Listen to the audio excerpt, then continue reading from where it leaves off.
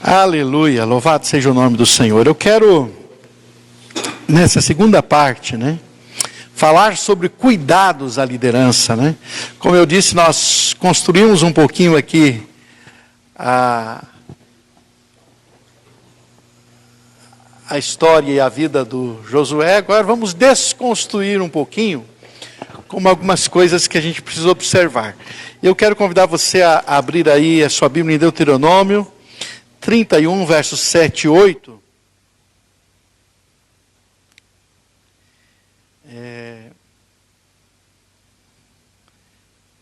Deuteronômio 31, 7 e 8, diz a palavra de Deus: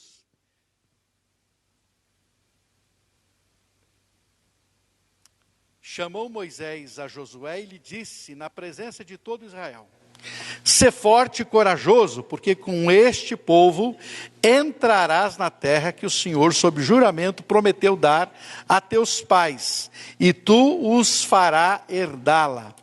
O Senhor é quem vai adiante de ti, ele será contigo, não te deixará, nem te desamparará.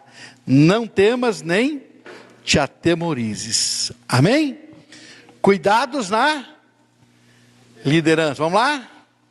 Cuidados. Amém. 3 apontamentos, irmãos, preliminares que eu quero deixar aqui nessa introdução. O primeiro apontamento é que Deus está sempre nos preparando para algo maior.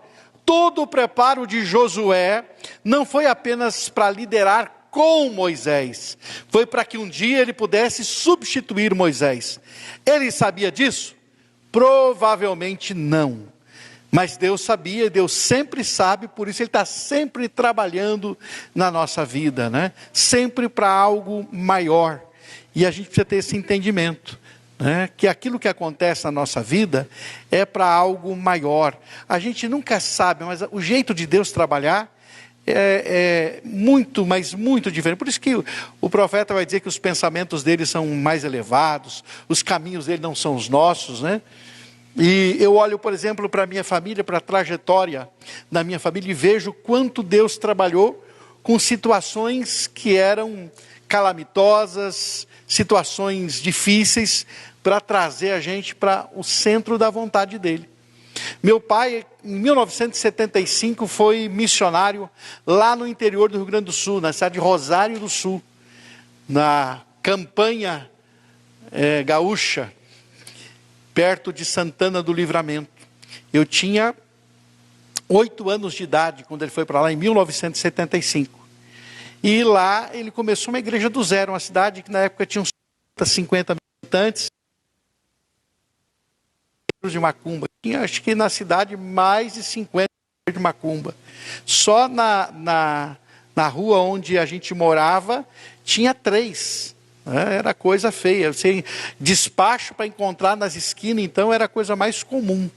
E a gente nunca tinha visto isso. A gente morava na grande Porto Alegre, na cidade de Novo Hamburgo, e nunca tinha visto isso, essa realidade, Mas lá era uma realidade assim. E o meu pai foi, naquela época, pastor José, se chamava ir pela fé. Sabe o que é ir pela fé? Sabe o que é ir pela fé? Toda a nossa vocação é cumprida pela fé, mas lá atrás, quando se falava ir pela fé, significa sem sustento nenhum. É só com a cara e a coragem mesmo, com 3 filhos, a cara e a coragem, E lá ele começou a igreja, plantou a igreja, nós morávamos em 3 cômodos e na sala da casa, na salinha, era o salão de culto.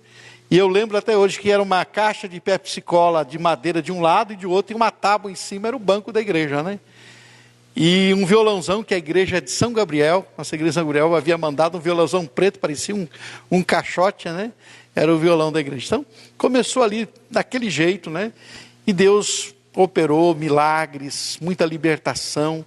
Eu lembro que um dia eu estava voltando da escola e passava em frente ao cemitério, vi um burburinho e cheguei lá, eu e meu irmão chegamos, meu irmão 1 ano mais velho que eu, chegamos para ver o que era aquele burburinho. Era uma mulher endemoniada querendo se enterrar num túmulo lá, coisa triste. Aquela mulher ficou entrevada e chamaram meu pai para expulsar o demônio.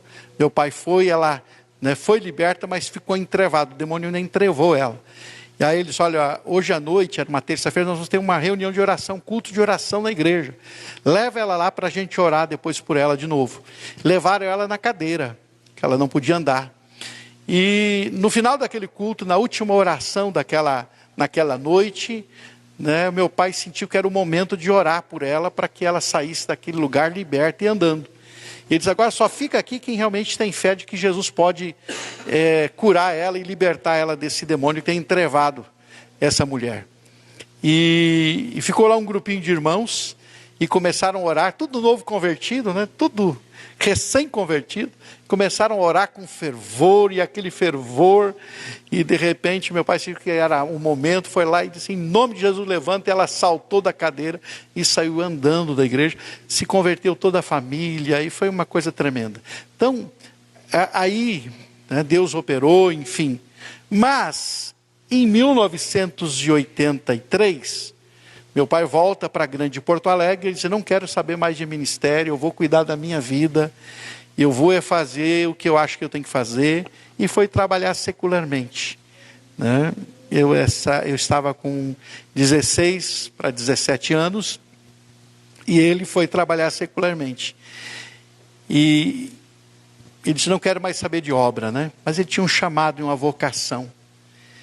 E é interessante que em novembro de 1984, minha mãe estava com 39 anos, sentada à beira da mesa, escolhendo feijão, de repente teve um infarto fulminante e caiu morta. 39 anos de idade. Deixou 5 filhos, 17, 16, 11, 7 e 4 aninhos. Essa é a escadinha assim. Meu pai ficou com 5. Sem ele nem beira, né? E agora? 6 meses depois, ele estava do Paraná, inserido na obra de Deus de novo. E depois disso, eu fiquei trabalhando em Novo Hamburgo, num escritório de contabilidade. Depois disso, né, ele veio para Londrina, assumiu um campo missionário, e a gente veio para ajudá-lo. E foi dessa forma que eu vim para Londrina e estou no Paraná até hoje, desde janeiro de 87. Se perguntasse para mim, você imaginava que o caminho seria esse? De maneira nenhuma. Mas se Deus naquele momento, eu olho para trás e vejo, se Deus naquele momento não tira minha mãe, eu acredito que meu pai não tivesse saído do Rio Grande, nem voltado para o ministério, nem coisa alguma. Quem sabe eu não estaria aqui, né, no Paraná, e nada do que aconteceu na minha história, na minha vida, teria acontecido. Por que eu estou contando isso? Porque a gente não sabe o porquê. Acontecem certas coisas na vida da gente, mas Deus está o tempo todo trabalhando para nos trazer para o centro da vontade dEle, para que Ele cumpra o propósito dEle na vida da gente, irmãos. Então isso é que importa. Às vezes a gente não entende certas coisas que acontecem, a gente olhando, naquele momento o quadro era desolador, né? Um homem agora com 5 filhos, né? E ainda para piorar tinha aqueles abençoados, assim, não sei, tinha... 2 meninas, né? Você não quer dar as meninas para a gente? Os abençoadinhos, né? Que daí meu pai, não, meus filhos eu não vou dar para ninguém, eu mesmo vou criá-los e cuidar deles, né? Então, um desafio muito grande. E dessa forma, Deus trabalhou para que, né, a gente estivesse no Paraná. Ele faleceu em Ponta Grossa, ficou como pastor na nossa segunda igreja ali. Se for lá no Campo do Operário, na Vila Oficinas, a nossa igreja fica do ladinho do Campo do Operário, ali em Ponta Grossa. Essa igreja que meu pai pastoreou, ficou ali como pastor por 30 anos naquela igreja. Mas nada disso teria acontecido se não tivesse acontecido essa tragédia na nossa vida. Então Deus trabalha de formas que a gente jamais imagina que seria desse modo, dessa forma. Mas Ele está trabalhando o tempo todo para cumprir o propósito dEle na vida da gente, para que a gente esteja sendo realmente aquilo que Ele planejou que a gente realmente fosse. Então Deus está sempre nos preparando, irmãos, para algo maior também. Josué não sabia que seria um líder, mas ele estava... o sucessor de Moisés, melhor, né? Mas ele estava sendo trabalhado para isso, né? E Deus sabe sempre o que Ele faz. Nós podemos não entender, mas se a gente confia nele, Ele está no controle, vai ficar tudo bem, né? E se ainda não ficou bem, é porque ainda não terminou. No final tudo dá certo, né? E a história com Deus no final vai ser um final feliz. Não do nosso jeito, mas do jeito de Deus. Amém? Então isso é importante. É interessante também, um segundo apontamento, deixa eu voltar aqui um pouquinho, que eu faço, é que cada líder tem um estilo diferente. Essa é a verdade. Você ser discípulo de alguém não significa que tem que ser igual àquela pessoa. Josué era diferente de Moisés. Josué desenvolveu habilidades de guerreiro. Moisés era legislador. Deus usa cada um deles em um momento distinto para tarefas distintas. Você ser discípulo de alguém não significa que tem que ser uma cópia da pessoa. Não. Deus vai usar você com o seu estilo, com o seu jeito, diferente mesmo, porque é assim que Ele faz. Então a gente precisa entender isso. Às vezes a gente acha, eu não sirvo porque eu sou muito diferente do meu líder. Deus vai te usar sendo diferente. Ser discípulo de alguém não significa ser igual a alguém, né? Significa que você está disposto, como eu já falei esta manhã, a aprender, a ser servo, a ser humilde, a deixar que Deus trabalhe o seu caráter, a sua vida, através do seu líder também. E Ele usa pessoas para tratar pessoas. Tem gente que está esperando que desça um anjo do céu para falar com ele, para dizer como é que tem que ser. Deus está usando o seu pastor, Deus está usando, o seu pastor, o seu líder, para estar trabalhando a sua vida o tempo todo.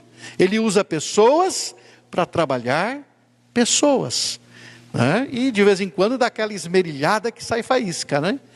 Mas se não acontecer isso, você não vai ser polido. E a gente precisa desse polimento aí, as pedrinhas precisam ficar redondinhas, né? E uma outra coisa que eu quero apontar é que por mais que estejamos preparados, nunca estaremos prontos. Por mais que estejamos preparados, pode ser paradoxal isso, contraditório, mas por mais que estejamos preparados, nunca estaremos prontos. E Deus sabe disso. Se eu esperasse estar pronto, até hoje eu estou me aprontando, não estou pronto. Mas uma coisa é certa, eu estou me preparando e Deus vai nos usando. Ele não precisa de pessoas prontas, Ele precisa de pessoas dependentes dEle, irmão. Você não precisa estar pronto, você está dependente dEle. Dependa dEle cada dia. Por isso Deus insiste com Josué, para que ele guardasse a sua palavra na mente, no coração. Por quê? Para que seguisse as suas instruções. Josué, você pode não estar pronto, mas se você seguir minhas instruções, não vai dar errado. A questão é seguir as instruções, né? Se existe um tipo de coisa que nós temos dificuldade, é de seguir manual, né? Nós não temos uma dificuldade enorme. Nós compramos alguma coisa, ninguém vai olhar o manual, todo mundo já quer ir fazendo, né? Eu já vou montar. Daí diz, vai estar sobrando peça aqui ou está faltando, mas você não olhou o manual, não sabe nem como é que faz, né? E a gente às vezes não quer perder tempo, né, ouvindo a instrução do manual. E a instrução do manual vai dizer, olha, assim vai dar errado, e você insiste. Então a gente precisa entender isso também, né? Se a gente for dependente do Senhor, deixar que Ele nos conduza, sempre Ele vai dizer como é que vai funcionar melhor. Amém?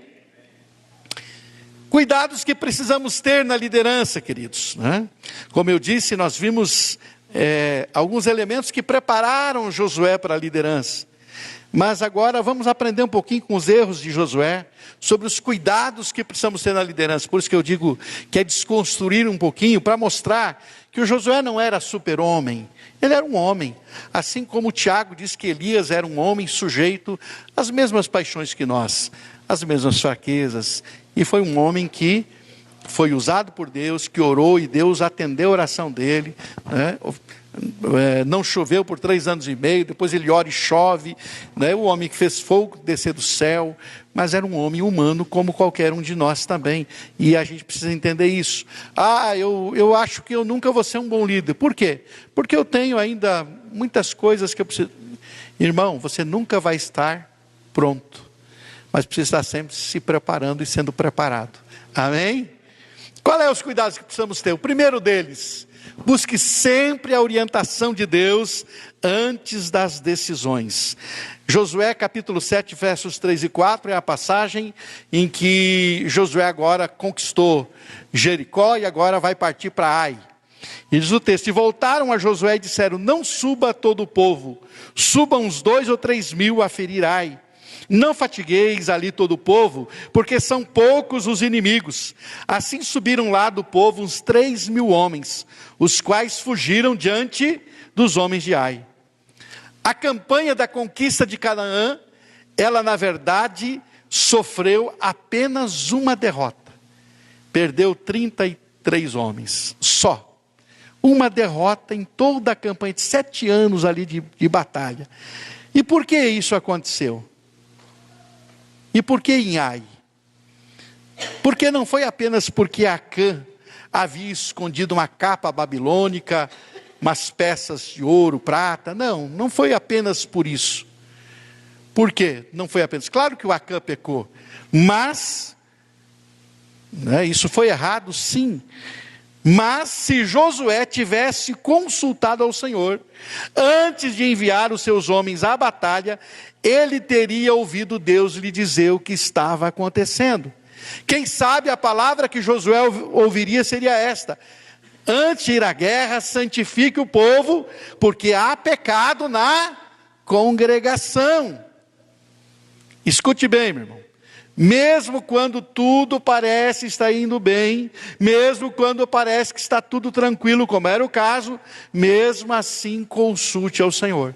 Eu vou dizer para você que o fracasso ali não foi simplesmente o Acã ter feito o que não deveria, escondido o que não deveria. O fracasso se deu porque Josué não consultou ao Senhor. Antes de Jericó, ele vai lá e pergunta: o que tem o meu Senhor a dizer para mim? E ele recebe as instruções. Mas agora ele vai para Ai, ele não pergunta para Deus como ele deve fazer. E se ele tivesse perguntado a Deus, e agora aqui com Ai, como é que vai ser? Ele não perguntou. Se ele perguntasse a Deus, não se mova daí, enquanto você não resolver um problema que tem no meio de vocês. Vocês estão com um problema aí, vocês têm que resolver esse problema. E uma questão, irmãos, só para dar abrir um parênteses aqui de um detalhe importante, né? O que Deus queria ensinar para o povo é que aquilo que tomassem em Jericó deveria ser consagrado ao Senhor, porque era a primeira cidade, a primeira conquista. Deus está ensinando o seguinte: o primeiro é dele. Então consagra para ele aquilo que é o primeiro na sua vida, nas suas conquistas. A partir dali, tudo que eles conquistassem ia ser deles, tudo. Qualquer coisa que quisessem pegar, poderiam pegar. Mas naquele momento, não é porque aquilo era amaldiçoado, é porque aquilo deveria ter sido consagrado ao Senhor como primícia, como o primeiro resultado da primeira cidade que estavam conquistando. Deus estava ensinando eles a oferecer para eles sempre o primeiro, porque Deus quer sempre ser o primeiro na nossa vida. Eu costumo ensinar, e digo isso sempre para as minhas ovelhas, meus liderados, que se você não der o primeiro para Deus, não dê outra coisa, porque quem fica com a sobra na sua casa, ou é o lixo ou é a sua criação. Não dê sobra para Deus, por favor. Pastor, eu não dei dízimo porque não sobrou. Ainda bem, irmão. Se tivesse dado, você está insultando Deus. Você dá dízimo de sobra, gente? Que isso? É o primeiro é dele. Não é o que está sobrando, porque o primeiro está dizendo o lugar que ele tem na sua vida, o primeiro está dizendo que você confia nele, que não vai faltar, o primeiro está dizendo que ele é digno, o primeiro está dizendo que esse é o lugar que ele ocupa na sua vida. Entendeu, irmão? Porque as suas atitudes falam mais do que as suas palavras. Suas palavras dizem: Deus é o primeiro, mas a sua atitude vai mostrar se ele é. Entre escolher agora, nós vamos ver, né, pastor José, bispo Davi? Nós vamos ver se você vai escolher aí o jogo da Copa ou o culto, hein? Pá, pastor, muda o horário do culto aí, porque aí nós vamos escolher o que é mais importante, né? Deus é o primeiro. Vamos ver, na hora do vamos ver, vamos saber se Deus é o primeiro mesmo, com atitude concreta. Não é só na conversa fiada, né? Tem que mostrar se ele de fato é. Então, irmãos, aqui se Josué tivesse consultado ao Senhor, ele ia dizer: vocês pecaram. Aquilo que não era para pegar, vocês pegaram. Então, ele não pôde evitar a única derrota, porque houve o quê? Uma falta de consulta ao Senhor. Então, querido irmão, vamos lá? Busque sempre a orientação de Deus antes de... Isso é muito importante. Não tomar decisões sem consultar ao Senhor. Mesmo em momentos que pareçam ser muito tranquilos. Uma grande vitória, está tudo bem. Aparentemente está tudo certinho. Então não precisa orar. Está tudo bem. Vamos continuar em frente. Deus vai nos dar terra mesmo, porque é a palavra dele. Espera aí. Se Josué tivesse consultado ao Senhor antes, não teria chorado depois. Se a gente consultasse a Deus antes de muitas decisões, evitaria muita tristeza e muita lágrima depois, né? Depois a gente quer saber o que deu errado. Mas por que antes a gente não pergunta como fazer certo? Né? Então é importante a gente fazer isso sempre, irmãos. Na liderança, nós precisamos sempre ter o cuidado de buscar a direção de Deus antes de qualquer decisão. Mesmo que pareça uma decisão fácil. Mesmo que pareça uma decisão fácil. Deus pode ter alguma coisa diferente para nos falar, que em nosso raciocínio humano nós não percebemos. Pode ser uma situação idêntica, mas a gente precisa seguir a orientação dele, buscar a orientação dele e fazer do jeito dele. Né? Situações idênticas, mas direcionamento muitas vezes é diferente. É o Moisés com a rocha. Em primeiro lugar, bate lá, tudo bem, bateu, porque foi a orientação. Segundo lugar, agora vai falar com a rocha. Não falou, da outra vez funcionou batendo. Vou fazer igual. Não tem que fazer igual, tem que fazer do jeito que Deus disse. É só um detalhe que custou a entrada na terra da promessa. É só um detalhe, mas um detalhe muitíssimo importante, né? E Paulo ainda vai dizer que é um detalhe muito importante, porque aquela rocha era Cristo. E ainda piorou, né? Então, irmãos, às vezes vocês acham, não, mas é a mesma coisa, não precisa nem perguntar para Deus, que eu já fiz igual aqui, agora vai... Pergunte, irmão. É importante você saber, né, o que Deus tem a falar antes de você fazer. Amém? Esse é o primeiro cuidado que precisamos ter na liderança, na nossa vida cristã, mas na liderança muito mais ainda. Antes de você tomar qualquer decisão, né, procure saber o que Deus está pensando a respeito e o que Deus tem a dizer. Amém? Um outro cuidado que precisamos ter, nunca esqueça que a vitória vem de Deus. Vamos lá? Nunca esqueça que a vitória vem de Deus. Cuide para não esquecer isso. Pastor, nunca vou esquecer. A gente esquece, irmão. Esquece com facilidade. Olha o que diz aí o texto de Josué, capítulo 7, que nós acabamos de ler. Não suba todo o povo. Subam uns 2 ou 3 mil homens a ferir Ai. Não fatigueis ali todo o povo, porque são poucos inimigos. Nós precisamos sempre lembrar que a questão não está nos poucos ou nos muitos, mas sim qual é o segredo da nossa vitória. O segredo da nossa vitória não é ter muito ou ter pouco, não é ser difícil ou ser fácil. O segredo está em Deus que nos dá a vitória, irmão. Não é eu, é Deus quem faz. É aqui que está o grande quê da questão, né? Esse é o segredo. Vamos lá com o povo, é cidadezinha michuruca aí, pequenininha, com 3 mil soldados, não precisa, por que vai levar 600, né, vamos levar aí, né, todos os homens de Israel para uma cidadezinha que não, para quê? 50, 100 mil homens para 3 mil lá que tem, não, 3 mil é suficiente, cidadezinha pequena. Josué e os demais esqueceram que a vitória não veio por causa do tanto de gente que lutou lá em Jericó, foi Deus quem ruiu os muros, foi Deus quem entregou.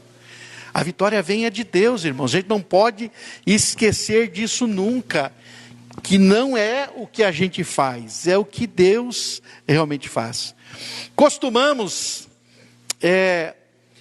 dizer que Jesus venceu e nós venceremos. Na verdade, né, nós usamos o texto lá de João, diz assim, tem de bom ânimo, porque eu venci o mundo, e a gente acrescenta, e vós vencereis. Está escrito esse vós vencereis? É por sua conta. Mas nós não venceremos? Não, nós não venceremos coisa nenhuma. Mas como assim, pastor? Não. O que significa? Significa que nós não venceremos coisa alguma, e sim que Ele venceu. A vitória dele é a nossa vitória. Então, meu irmão, preste atenção nisso. Ah, Jesus venceu e eu vou vencer. Não, Jesus venceu e ponto.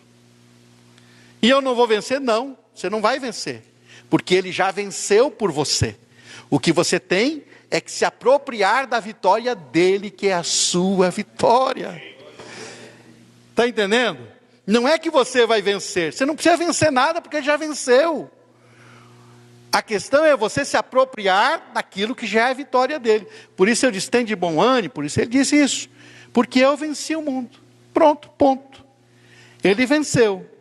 E agora? E nós?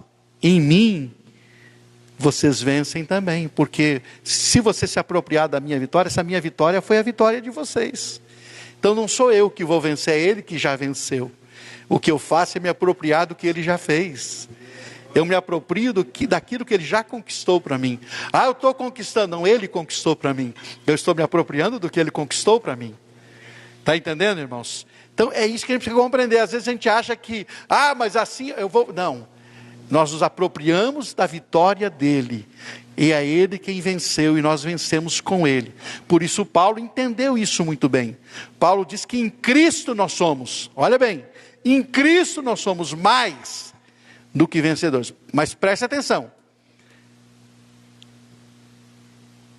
Nós somos em Cristo, é nele que nós somos mais que vencedores. Na vitória dele, na conquista dele, eu venço nele. A minha vitória está nele. Então aquilo que ele conquistou, ele tem poder sobre qualquer circunstância. Então o poder dele, eu dependo dele, da vitória dele, da conquista dele, e me aproprio daquilo que ele faz. Deus falou o tempo todo para o povo, eu vou dar terra para vocês, eu vou dar terra, eu vou. É ele. E a gente precisa entender que é exatamente isso. Então não somos nós. Reverendo Messias Anacleto Rosa, certa vez pregando, ele disse o seguinte: Moisés aos 40 anos disse, eu posso, e vou libertar o povo. Aos 80 ele disse, eu não posso. E aos 120 ele disse, Deus pode. Deus vai colocar vocês na terra, né? Aos 40 ele está cheio da ciência do Egito, ele tem conhecimento, cultura, tudo. Eu vou fazer, eu sou o príncipe do Egito. E deu tudo errado. Aos 80 ele está decepcionado e diz, não consigo, não Deus, eu não vou, eu não posso. Mas aos 120 ele olha para o povo e diz, olha, Deus vai colocar vocês na terra. E é assim que funciona, é com ele. Amém, irmãos? A gente precisa compreender isso, que é na vitória dele que a gente tem a nossa vitória. Na verdade, irmãos, Josué esqueceu que a derrota de Jericó não foi o exército israelita, e sim o poder de Deus quem deu aquela vitória a eles. Quando os homens dizem, não precisa ir muitos soldados, é como se estivessem dizendo, nós damos conta com poucos soldados. Nós damos conta. Na liderança nós temos que tomar cuidado para não pensar que fomos nós quem ganhamos as batalhas. Na verdade, só vencemos na força dele. Quem nos dá a vitória sempre é o Senhor. Não é a nossa inteligência, não são nossas estratégias, não é o nosso recurso financeiro, é ele sempre quem faz. Amém? E Josué por um momento esqueceu disso, foi no embalo, né? É verdade, vamos mandar só 3.000 homens lá que está tudo resolvido. Foi no embalo. Eu podia ter pensado, peraí, não é bem assim. Não fomos nós que conquistamos Jericó, foi Deus. Agora Ai também não é diferente, é Deus que vai nos dar, então não é por aí. Então a gente precisa sempre lembrar que a vitória vem de Deus. Então nunca esqueça, esse é um cuidado que a gente precisa ter, né? E conforme a gente vai obtendo algum sucesso em alguma área, irmãos, a nossa tendência é achar que a gente conseguiu. Por isso, qualquer que seja o sucesso, a gente precisa sempre ter o cuidado de reconhecer que a vitória veio do Senhor, a conquista veio dele, e foi ele que concedeu. Amém? Terceiro cuidado, não se deixe levar pelas aparências. Vamos lá? Não se deixe levar pelas aparências. Isso é muito importante. Diz o texto de Josué 9, 3 a 6, aquele momento em que Josué se deixa levar pelos gibeonitas, né? Diz assim: os moradores de Gibeão, porém, ouvindo o que Josué fizera com Jericó e com Ai, usaram de estratagema e foram e se fingiram embaixadores, e levaram sacos velhos sobre os seus jumentos e odres de vinho, velhos, rotos e consertados, e nos pés sandálias velhas e remendadas e roupas velhas sobre si, e todo o pão que traziam para o caminho era seco e bolorento. Foram ter com Josué ao arraial a Gilgal, e disseram a ele, aos homens de Israel: chegamos de uma terra distante, fazei agora, pois, aliança conosco. Josué, uma vez mais, falhou em não consultar o Senhor. Isso é ponto. Se ele tivesse perguntado a Deus, faça aliança com esse povo, não perguntou. A gente às vezes diz assim: agora aprendeu a lição. Não aprendeu ainda, né? Porque deveria ter aprendido. Poxa, não perguntou lá, por que não pergunta aqui? Deveria ter aprendido. Nós somos assim. A gente não deve culpar o Josué porque a gente age assim. Eu aprendi a lição. Não, mas veio outra situação que, se eu tivesse consultado a Deus, eu teria tido uma resposta de Deus a respeito do que fazer. Mas aqui o que eu quero destacar não é nem essa questão. Eu quero dizer para você que Josué aqui se deixou levar pelas aparências. Odres velhos e rotos, sandálias velhas, roupa velha e remendada, pão bolorento, tudo isso parecia, né, que aqueles homens eram de fato de uma terra muito distante, porque Josué se deixou levar pelas aparências. Na liderança, irmãos, nós corremos o risco de sermos enganados pelas aparências. Às vezes pensamos que os que são, não são, e os que não são, a gente pensa que é. Nós precisamos lembrar que somente Deus conhece o coração. Muitas vezes a gente olha para as pessoas e diz: não, esse vai dar bom, né? E olhamos para o outro: e esse aqui eu acho que não chega muito longe. E como a gente se engana, né? Como a gente se equivoca olhando para as aparências. E como a gente se engana. Eu penso que ao chegar no céu a gente vai ter muita surpresa, né? Porque a gente vai encontrar lá gente que pensava que não estaria lá, né? E não vai ver gente que a gente pensou que estaria lá, né? Poxa, cadê o fulano que não está aqui, né? E vai encontrar gente que: você está aqui? Mas como isso? Porque a gente se engana. Só Deus conhece o coração, verdadeiramente só Ele. O mundo, irmãos, tenta nos enganar pelas aparências o tempo todo. O tempo todo.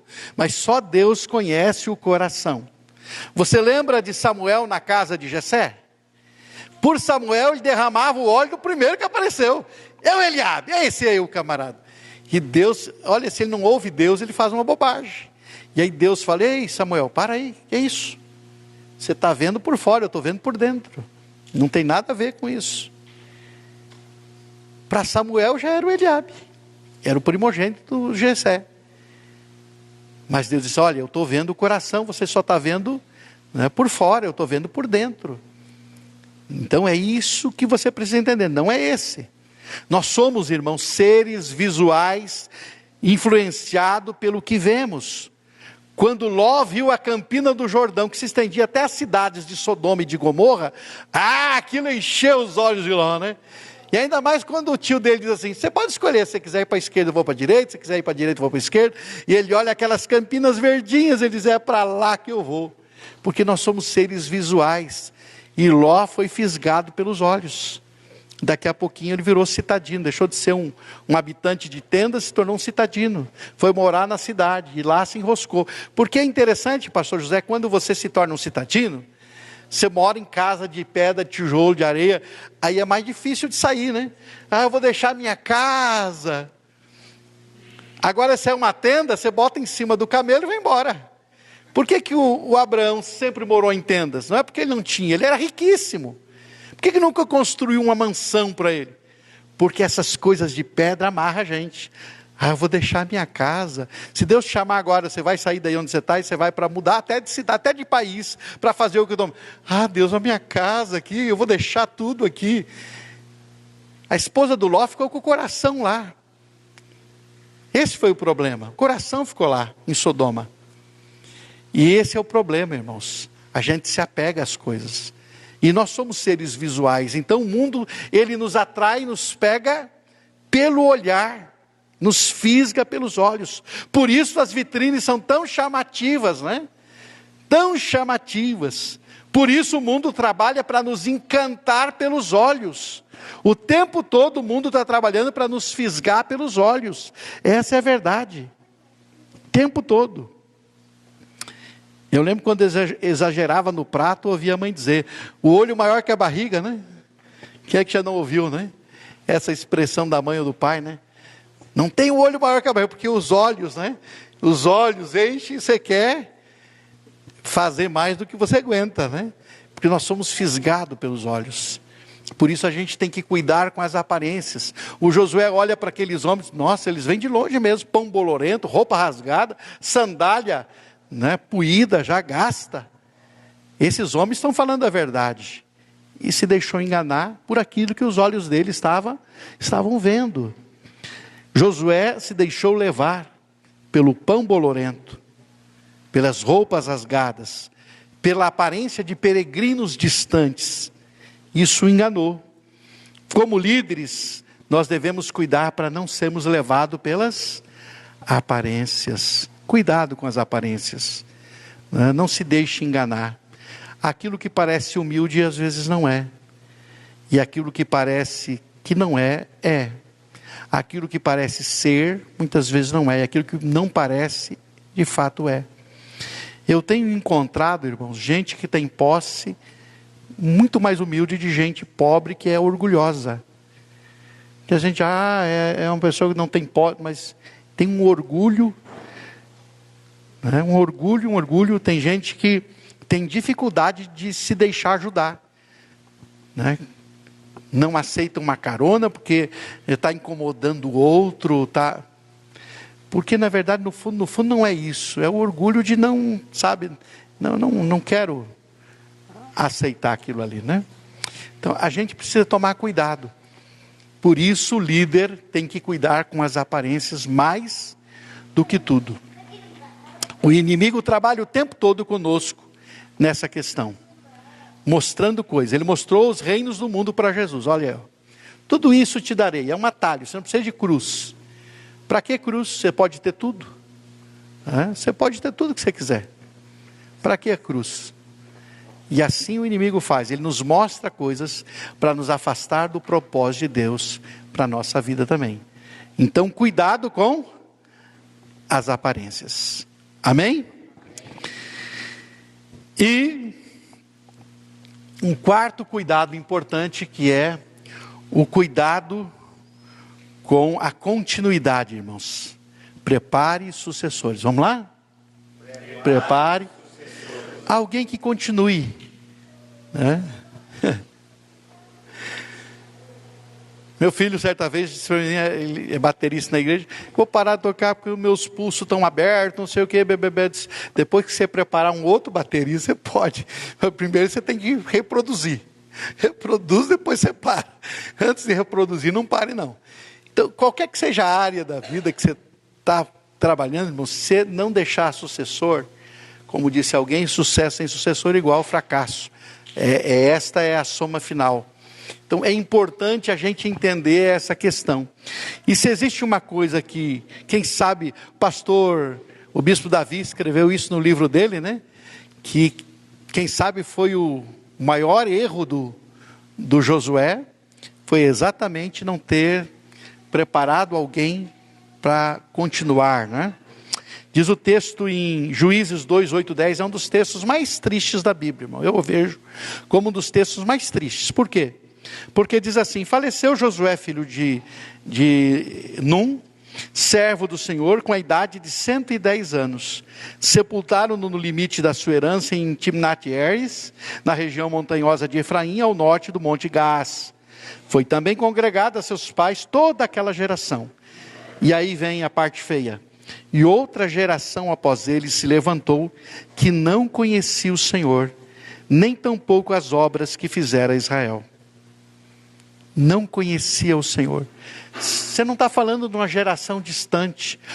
Se passaram 150 anos, 200 anos, não, se passou uma geração, e a geração seguinte já não conhecia o Senhor, nem as obras que ele havia feito. Olha, Josué não replicou o que Moisés havia feito com ele. O resultado foi que surgiu uma nova geração sem referência. Uma geração sem referência se perde, irmão. Essa é a verdade. A geração que está aí tem perdido as referências de pai, de mãe, porque o inimigo tem destruído, né, tem entrado aí para, né, está destruindo as referências.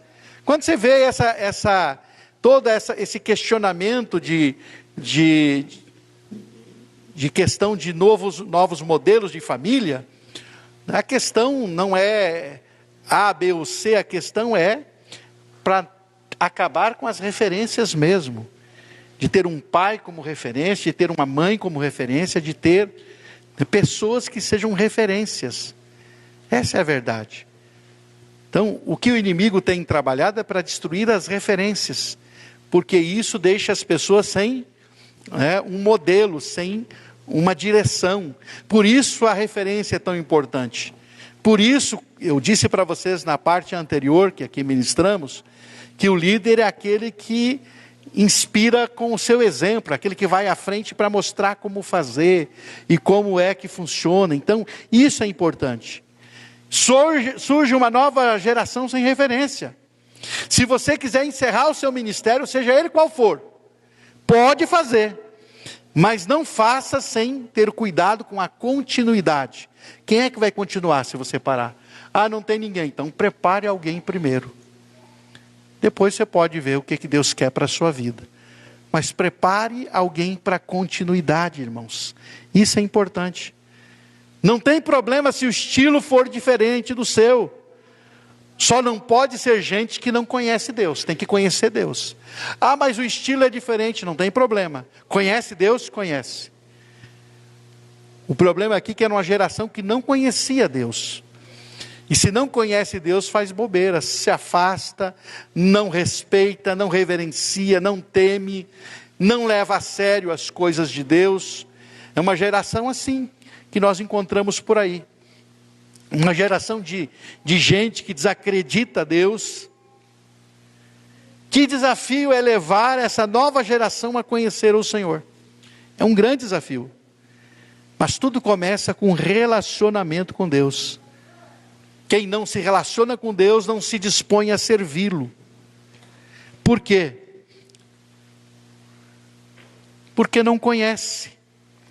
Preparar sucessores e continuidade não é tarefa fácil, mas ao mesmo tempo é a única maneira de nos assegurarmos de que a obra de Deus não sofrerá interrupção. Nós estamos em crise, bispo Davi, em relação a pastores.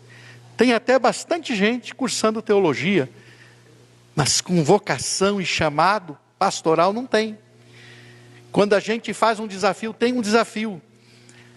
E surge alguém, a primeira coisa que ele quer saber é quanto é que ele vai ganhar.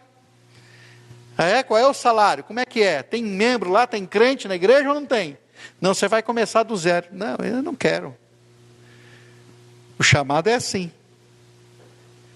Nós estamos com poucos, pastor Antônio, pouca gente querendo fazer a obra de Deus, né? De verdade. Felizmente, problema sério. Tem até bastante gente estudando teologia, mas vocacionado, chamado por Deus para o ministério, para o pastorado, são muito poucos. Nós precisamos de pastores, não temos. Por quê? Porque as pessoas hoje elas querem fazer outras coisas que ganhem dinheiro. E o problema não é as pessoas, são os pais. Se eu disser assim para você, olha, Deus está chamando, né? O irmão disse que está com a filha ali, né? É sua filha, né? Diz, estou chamando a... Como é que é seu nome? A Evelyn. Ela vai trabalhar lá na África. O pai dela, Deus me livre, minha filha lá não. Minha filha, se ela chegar assim e dizer, pai, eu vou me preparar para ser uma missionária. Minha filha, vai estudar para ser uma médica, para ser um advogado. Mas, por favor, não queira, tire isso da tua cabeça. Nós não incentivamos, porque achamos que é coisa menor, quando é a maior coisa, né? Billy Graham foi quem falou, né? Se me oferecessem o cargo, né, de presidente dos Estados Unidos, eu não aceitaria, porque o meu é mais importante, como evangelista, como pregador do reino de Deus, a minha função é mais importante do que o presidente dos Estados Unidos. Mas as pessoas acham que não. Ah, não, você vai ser pastor, depender. Estou falando de pastor sério, viu, gente? Não estou falando de picareta aí que anda aí, né, roubando o dinheiro do povo, não. Estou falando de gente séria. Às vezes você vai depender de salário de igreja, você não sabe, né? É difícil. Esse povo aí não dá, você vai só se incomodar. Então, os pais, ao invés de incentivar seus filhos a buscar essa vocação e a desejar, Paulo diz que quem almeja o episcopado, excelente obra almeja, desestimula, né? Não, isso não dá camisa para ninguém não, vai fazer outra coisa. Mas o que você quer? Camisa? Para quê? Estamos passando por aqui rapidamente, irmão. Daqui a pouco não estamos mais aqui. O que vai contar é o que fica para a eternidade. E o que é que você está mandando para lá? O que você está fazendo para lá? Gente, nós somos incoerentes. Nós ficamos preocupados em nos preparar para 80 anos aqui. E esquecemos que a eternidade é lá. Aí nós acumulamos tudo que podemos para 80 anos aqui. E não mandamos nada para lá, onde é a eternidade. É incoerente isso. Quando eu tinha 21 anos, e eu continuo com o mesmo pensamento, isso para Deus: Deus, eu quero me gastar na tua obra, fazer o máximo possível, porque eu quero mandar lá para cima o máximo que eu puder, porque é lá que tem que estar o meu tesouro. Jesus disse: não junte tesouro na terra, aqui a traça, a ferrugem, o ladrão, mina, rouba, consome. Lá, junte tesouro no céu, lá vai estar seguro, e onde estiver o teu tesouro, aí vai estar o teu coração, o seu coração vai estar exatamente onde estiver o teu tesouro. Então é para lá que a gente tem que mandar, que a gente tem que parar um pouquinho, porque nós somos contaminados com o pensamento secular, esse pensamento daí, que não vale a pena, que a gente precisa desfrutar daqui. Por isso que tem muita gente que não ora mais para Jesus voltar, porque está bom aqui, está muito bom. Eu lembro do missionário Roberto Wilners, um sueco. A nossa denominação é de origem sueca. Em 1912 veio o primeiro missionário sueco para o Brasil, lá no interior do Rio Grande do Sul, para uma colônia de suecos. Depois começou a pregar para os gaúchos, e aí depois saiu do Rio Grande do Sul, mas nossa origem é sueca. E veio muitos missionários suecos e a gente conviveu com alguns. E um deles, Roberto Wilners, não pregava muito sobre a volta de Jesus, né? E um dia ele ficou desazado, como diz o pregador, né? Ele ficou decepcionado porque aquela época os obreiros sentavam ao púlpito. Hoje não é mais assim, né? A maioria das igrejas não tem mais esse. Mas os obreiros sentavam assim ao púlpito.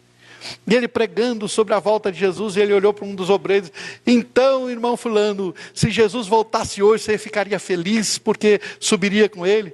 O irmão olhou para ele e disse: ah não, missionário, aqui está tão bom essa vida. Ele perdeu o chão, meu Deus do céu, perdeu a mensagem. Que o irmão disse que não estava feliz com Jesus voltando. Assim muita gente: ah não, eu não casei ainda, eu não vi meus netos ainda. Irmão, o que tem lá é melhor do que aqui. Nós não podemos nos perder pelo caminho, em nome de Jesus, né? Precisamos corrigir a nossa visão, porque nós estamos sendo influenciados, né, pela visão, né, mundana, secular aí fora, e a gente precisa mudar isso, né? É um grande desafio. Preparar sucessores para a continuidade não é fácil, mas ao mesmo tempo é a única maneira de nos assegurarmos de que a obra de Deus não sofrerá interrupção, gente. Quem sabe esse tem sido de fato, como disse o bispo Davi lá no seu livro, que você depois vai ler, né? Quem sabe tenha sido o maior erro de Josué. Deixar um povo sem uma liderança estabelecida não é bom. O texto de Juízes vai nos dizer que cada um fazia o que lhe dava na cabeça, né? Eu até acredito que o escritor era monarquista, porque não havia rei. Então cada um fazia o que bem entendia, o que bem achava que devia fazer. Ah, eu vou fazer um ídolo para minha casa, e fazia. Está entendendo? Porque para eles, cada um, né, fazia como bem entendia mesmo. Então é importante nós entendermos, né, que precisamos ter o cuidado de preparar sucessores, porque certamente isso fará com que o nosso trabalho tenha continuidade. Você não quer que morra com você? Então precisa de continuidade, senão as coisas não vão funcionar. Amém, queridos? Vamos cuidar para preparar gente que continue a obra? Amém ou não amém? Deus possa nos ajudar. Concluindo, Josué, meus queridos irmãos, foi um grande líder, mas o fato de ter descuidado em alguns detalhes da sua jornada na liderança não o desmerece de forma alguma, pelo contrário, e evidencia sua humanidade. Ele era um ser humano. Somos seres humanos, sujeitos a errarmos, mas precisamos aprender com os erros dos outros. Como disse alguém, né, o inteligente aprende com seus erros, mas o sábio aprende com o erro dos outros. Né? Você não precisa errar para aprender. Eu precisei errar para aprender. Não precisava não. Se você observar o exemplo do outro que errou, você evitaria. E não precisava sofrer, ter dor de cabeça, né? Então nós estamos sujeitos a errar, mas precisamos aprender com os erros dos outros, para não precisar passar pelos mesmos dissabores. Por isso, são alguns cuidados que precisamos ter no desenvolvimento da nossa liderança. Quais são os cuidados? Buscar sempre a orientação de Deus antes de cada decisão. Mesmo que seja coisas idênticas, busque a direção de Deus. Nunca esquecer que a vitória vem de Deus. Ele já garantiu, eu preciso me apropriar dela. Não se deixar levar pelas aparências, porque as aparências enganam. Então não valorize ou desvalorize pela aparência. Procure ter cuidado ao avaliar. E prepare gente que dê continuidade, que sejam sucessores. Para refletir, gente. E já estou encerrando. Você já deve estar com fome também, né? Quase meio-dia. Só meio-dia e meia? Então vai dar tempo de tomar o chimarrão aí, viu, gente? Para refletir. Você tem buscado orientação divina em todos os momentos? Você tem entendido que a vitória vem de Deus e está em Deus? Como você tem se saído diante das aparências? E a pergunta crucial: se depender de você, a obra de Deus terá continuidade ou sofrerá descontinuidade? Se depender de você, a obra continua ou para em você? É isso que precisamos avaliar nesta manhã. Reflita sobre isso, pare um pouquinho e pense sobre esses 4 pontinhos importantes aí. Reflita um pouquinho. Eu tenho buscado saber o que Deus pensa antes de qualquer coisa? Eu tenho entendido que a minha vitória, ela está em Cristo, e é Ele que me conduz em vitória, é Ele que de fato vence por mim? Eu tenho entendido que não posso me levar pelas aparências, de que sou responsável pela continuidade? Espero que sim. Curva a sua cabeça mais uma vez, queridos. Pai, mais uma vez eu quero orar nesta manhã, agradecido, Senhor, por esse tempo precioso, em que aqui tenho estado com os meus irmãos de fé. Mais uma vez eu quero orar, Senhor, para que o Senhor nos ajude. Como acabei de falar, a gente pode aprender com o erro dos outros. E se o Senhor permite que a gente veja esses personagens da Bíblia, homens sérios, comprometidos, mas que tiveram também, Senhor, alguns descuidos, é porque o Senhor nos mostra para que a gente não cometa os mesmos erros, para que a gente, Senhor, faça melhor.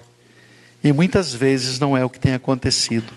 Nós não estamos observando, estamos replicando os mesmos erros, ou fazendo pior ainda, Senhor. Mas nesta manhã nós clamamos por Tua misericórdia. Nos ajuda a termos cuidado. Queremos ouvir a Tua voz, nos aconselhando, nos orientando, Senhor. Queremos e precisamos, Senhor, ouvir o Senhor falando conosco a cada dia. Senhor, nos ajuda a compreender que não depende do que a gente faz. O Senhor espera sim que a gente se esforce, que faça, mas confiando na vitória do Senhor. Ajuda-nos a entender isso. Também, Senhor, oramos, porque somos frequentemente enganados pelos nossos olhos. Que o Senhor possa nos dar, Senhor, discernimento. Pai querido, nós precisamos como igreja muito hoje desse dom espiritual de discernimento, Senhor, para discernir espíritos, para saber o que é de Deus e o que não é. Deus, em nome de Jesus, derrama, Senhor, sobre cada um de nós uma porção especial. Oramos para que o Senhor nos ajude a preparar pessoas, a discipular, para que a obra não pare, para que a obra continue avançando. Nos ajude, Senhor, a continuar firmes, avançando, prosseguindo na força do Senhor. Assim nós oramos esta manhã. Obrigado por esses obreiros e obreiras que pararam esse dia, essa manhã, para refletir na Tua palavra, para, Senhor amado, absorver aquilo que nós estamos aqui compartilhando, que faça efeito na vida de cada um de nós. Assim eu oro nesta manhã, Senhor, agradecido no nome poderoso de Jesus. Amém, amém, amém. Muito obrigado, queridos, pela oportunidade de estar aqui com vocês. Essas duas ministrações estão aqui no notebook dos meus queridos irmãos aqui. Depois eles podem passar para vocês, se vocês desejarem. Está à disposição de vocês, tá bom? Deus abençoe, muito obrigado em nome de Jesus.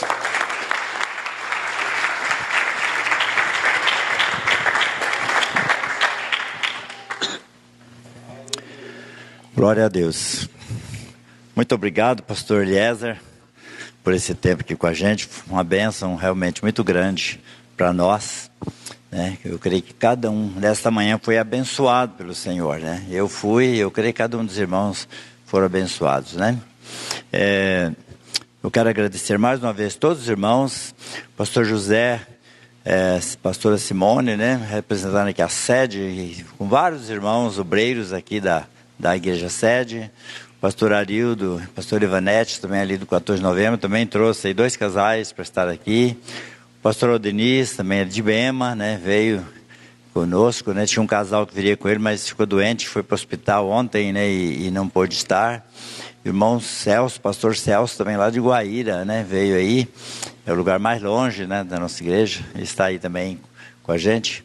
Então, enfim, todos vocês que se dispuseram a vir, né, eu fico muito feliz e agradeço a Deus, né? O pastor Antônio disse que ele ia viajar hoje de madrugada para o Paraguai, mas adiou para amanhã. Eu falei, ainda bem que você fez, né? Tem que obedecer tem que ser servo, né? Obedecer o líder.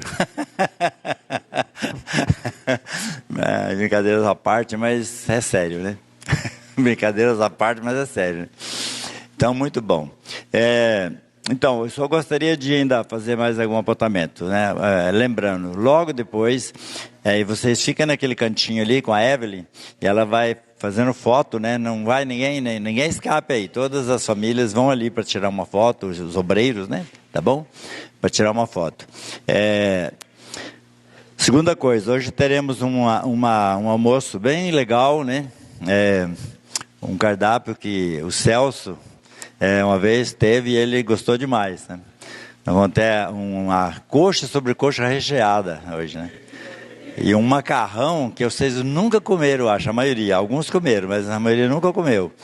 É um macarrão que é molho de nata frita. É da família aí do pastor Arildo aí, né? É tradição da família dele. Aí eu fiz em casa a nata lá, fritei a nata, né? Para trazer. Então é um macarrão gostoso e mais coisa. E aí, para fazer um aproveitamento, a Lu sugeriu de última hora, que não estava no cardápio, mas que isso é para quem gosta, né? Como a coxa sobre coxa tem essa comprei na oferta, ela tem o dorso, então ela fez ali, ou está fazendo uma canjiquinha com dorso de frango. Aí quem gosta, quem não gosta, não precisa de comer. Essa aí como é que fala aí? É um bônus, né, do almoço, né? Não estava no cardápio. Outra coisa, se tiver alguém ainda que não acertou aquele valor do almoço, daí pode falar ali com a minha esposa, a Denise, e ela está ali para receber, tá bom? E por último, antes da gente orar para fazer um encerramento, o pastor citou aqui a questão do livro, né? Na verdade, eu tinha feito todo um projeto meio em off, né, para entregar depois, aqui no final, para os irmãos, um livro.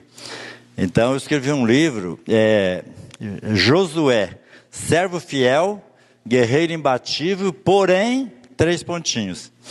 Então a intenção é essa, de entregar um livro para os irmãos. A gráfica, a editora, eu até conversei com eles, me fizeram então a doação de uns livros, né, para mim poder fazer esse presente para os irmãos. Só que furaram de novo no prazo. Então era para ter ficado pronto até o final do mês, eu pedi até o dia 15 ou 20 o máximo, não fizeram. Então o pastor leu, né, para fazer o prefácio, e ele até colocou lá no prefácio, né, que o livro, na verdade, é um verdadeiro manual da liderança cristã, né? Então ele colocou isso lá, eu não pedi perpor, né? Ele leu e entendeu isso e colocou. Então realmente o livro ficou muito bom. Mas todos os obreiros, todos os líderes, cada família de líder que está aqui vai receber o livro, tá?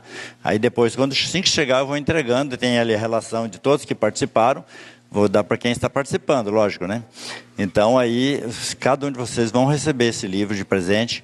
É um presente mesmo, né? De coração, né? Que eu estou oferecendo para os irmãos. Eu consegui isso com a editora para a gente fazer isso. Essa editora, apesar de estar pisando na bola, mas tem me ajudado. Amém, meus irmãos? Então...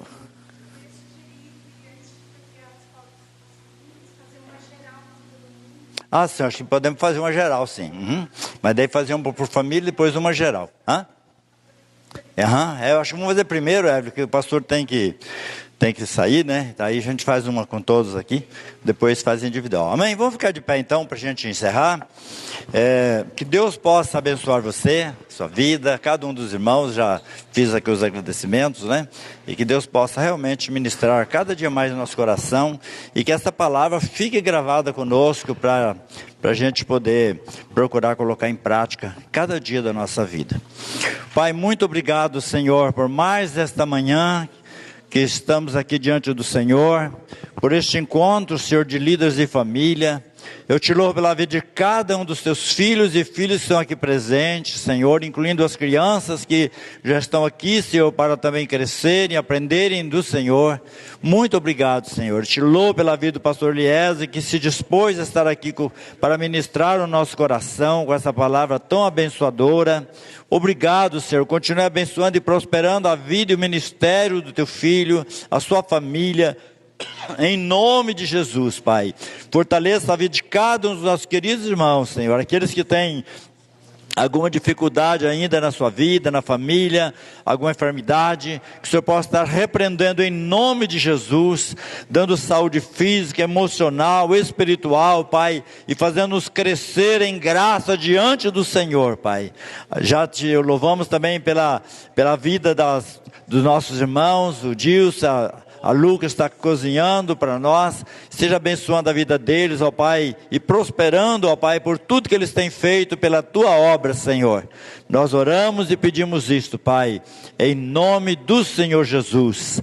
Amém e amém. Deus abençoe os irmãos, em nome de Jesus. Amém.